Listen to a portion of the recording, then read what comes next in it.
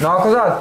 بیای پولام بدی من طلاام بده من طلاام با نکنم کجا طلا؟ نه طلا فروشی مروارید نه بله من 2 ساعت پیش آت کام ده طلاام با کتم هنی من با نکنم پشیمان بیتم ناکوزاد تا گویه پولام پیسرگین طلا زورت نکنه پچیا ناکوزاد آٹے مکتوتی طلا با کتا یہ دلار قیمت 85,000 هنشی قیمت 100,000 ہیں یہ مسخره بازی چیه برادر 85 100 من 2 ساعت گپام 2 سال گپا نه 2 ساعت مردم چون ذلیل بی ناکوزاد دلار جعلی برده دیگه منی دستا و نه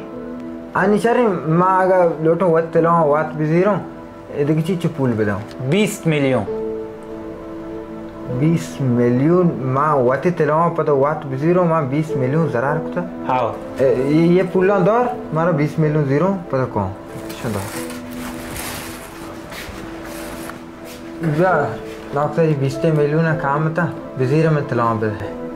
20 میلیون ہیں ناکوزاد پہلی لوٹ بلتر دیکھ 10 میلیون دے گا لوٹی چی تو گا چون ناکوزاد آٹے مکتا شده ہے پولان رندا دلار 100,000 هنی 105,000 تو منی کرون ناکوزاد تا زانه اصلا یه 20 میلیون من گوچه بازدگی یا دار گفته که آرته هنی پدا آت که من وقتی طلا زیر گا 10 میلیون کامه ما تایی کرد طلا نلوٹم وقتی طلا من بده بچون ناکوزاد हाँ चुक मनता हानि दुलार 6,000 सरा देलतांगे याक रोचे के मनता हमें दुलार 105,000 देलतांगे बे ये चه زندگی مرا هر روز بدبختر بیان هر روز سفره آلیکتر هر روز پیت چوکان شرمندته بیان یه روز و شب که گذانه یه میں جوانی گذارم میں جوانی تباہ بولتے ہی میں ورا نہیں بده پولا مرا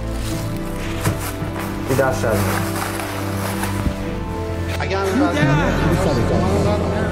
سکه دیگه 6 اصلا گفتم نمیدونم چه باید قص بدم هیچ یادم نمیاد